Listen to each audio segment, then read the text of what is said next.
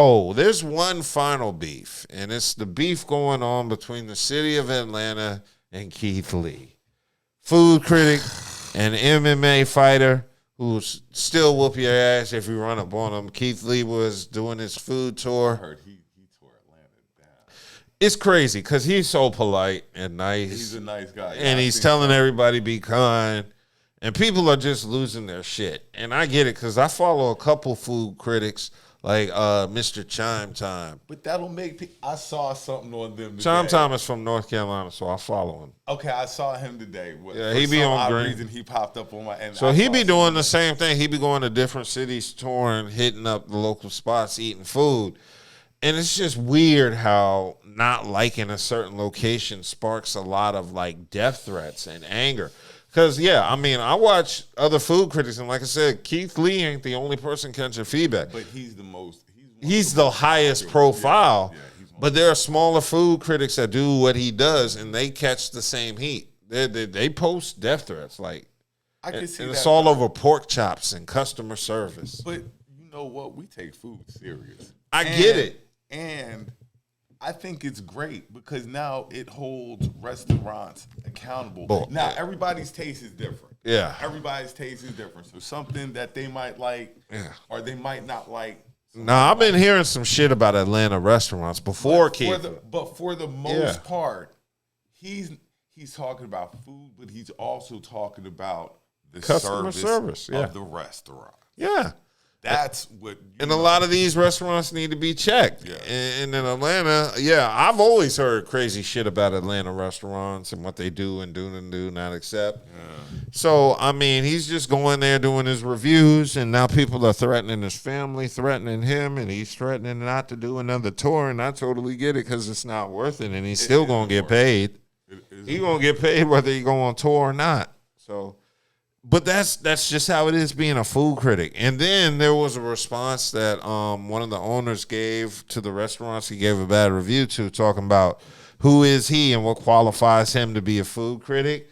And did you see Ocho Cinco and what his reply? Yeah. Nah, I didn't see it. Okay, well, first and foremost, to be a food critic does not require some sort of background or education. Yeah, it's not like being a doctor or a lawyer where you got to pass state certifications and all that. All a food critic is someone with an opinion that people agree with and that they follow. That's all you need to be a food critic. You don't have to have any formal training or background. You just got to have taste buds and the ability to communicate what you're tasting and just gain the people's trust. That's it. And I feel sorry for the formal food critics who wasted all their parents' money to be a fucking degree in a food critic. It was all...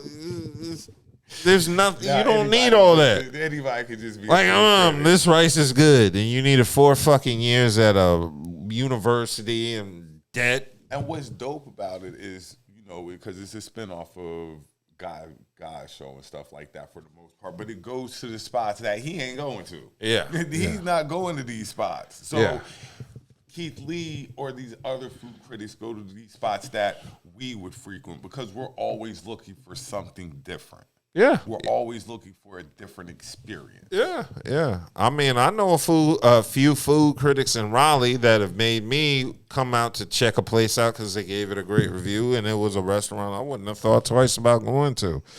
But I'm just amazed at the amount of people so emotional over the fact the nigga don't like the food you like. But to be fair, every place that he said was overhyped that I've tried in my life was overhyped. The Varsity in Atlanta is one of the most overhyped and disappointing experiences in terms of food I've ever had. Gladys Knight's waffles, it's terrible. It's name recognition. It's because I paid a little bit of money, it makes it a little bit better, and that's nowhere near the truth.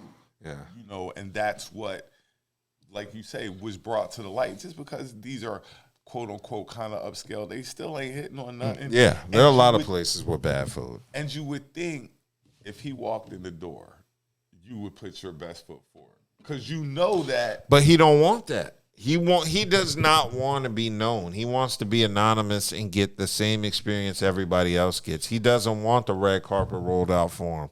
And I get that angle too. I'm like, surprise angle. Yeah. Because I want to get the same meal that everybody else gets. I don't want to get special treatment. I understand that. Mm-hmm. But yeah, so with Keith Lee, y'all got to stop getting emotional over food critics, man. And speaking of disappointing food, I have had to stop hyping Cookout to all the people that come to North Carolina. In the early 2000s, all I did was hype up Cookout. Like, yo, you can get 2 sides and a drink and the entree for like $5. I was hyping the shit out of Cookout in the early 2000s. And then something around 2010 when the quality just went down. But it's everywhere. It's not just Cookout. Oh yeah, everything is going down. Everything. But yeah, I have the same sentiment about Cookout as well. I had to stop telling people it was the shit because it's not the shit like that anymore. But it's still hitting at 2 a.m. when you drunk. It is. It's not the recommendation it used to be though. And Bojangles. You know what's fucked up? Because everybody's experience who's new to Bojangles, they usually experience in the Charlotte airport. And that's not a real Bojangles. That's like a bastard version of Bojangles. So then when you ask people have they had Bojangles, they'd be like, oh, I tried it in the Charlotte airport. It wasn't all that good. I'm like, that's not a real Bojangles. That's like fake Bojangles. It's just it's everywhere. Like I won't even just say it's Cookout. At least they're kind of fast though. They have to be fast. Remember the night you took me by KFC and I was in there how long? He was in there 30 goddamn minutes. All right. I was cussing out Branson and the staff in my car. I was in KFC for 30 minutes because it's at least Cookout is quick. Yeah. You know, a lot of these other places be bullshit and things of that nature. Like they don't take it serious like, you know, it should be. Some of that is, a lot of that is just on management who they have in there running the organization, things of that nature. But, you know, a lot of places aren't run the way they're supposed to be ran. Exactly. And while we're on food, I don't know if you had a chance to try it yet. What? The McDonald's Mambo sauce. I have not. Look, I haven't good? Tried it. Oh, I haven't tried it, but I figured, you know, you being the Mambo King and stuff like that, you might have got. See, I'm one of them dudes. I make my own Mambo sauce at the crib, so if it ain't that, and it tastes like that Capital City Mambo sauce. The sauce I make tastes exactly like the Capital City Mambo sauce. So food is becoming commercial like music to me. Yeah. Like it's like Mambo sauce was a certain area, boom, everywhere now. Yeah. You know, I'm at the point now where I just enjoy cooking my own shit. It tastes better than the shit I get at takeout. You know, and all the food quality is going down. You can't. Oh, yeah, by far, you make the best meal at the house. Yeah. But the thing is, do I really feel like making the best meal at the house? Exactly. I got $10 or $12 on me. I don't know. Get a plate from somewhere. I have a craving. I have pho cravings. I call it pho when it's just me and the people and the camera's not on. But if there's Vietnamese people watching, I say pho because I know the correct pronunciation. I just don't like pronouncing because I'm an English guy. On that too. I love pho. You are very high on You know why? I tell everybody, it's good food. It tastes good. It's cheap. And if it's in your area, it's a good place to take a date for those reasons. And a lot of people just ain't hip to it yet. And they definitely going there on the first day. Yeah, you can't go to the Cheesecake Factory. You ain't going to. No. Take her to get some pho because pho is good though. It's cheap. It's really good. It tastes good, and she'll think you're cultured because it's some exotic shit. I always recommend that, and it's really good. And get some appetizers for spring, and get some spring rolls, and get some sake, and you can get her drunk. Sake.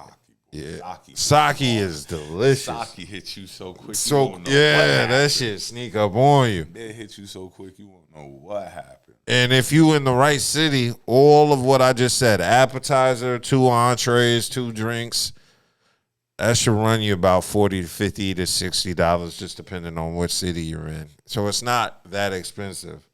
So, dates like that should be able to get you the draws.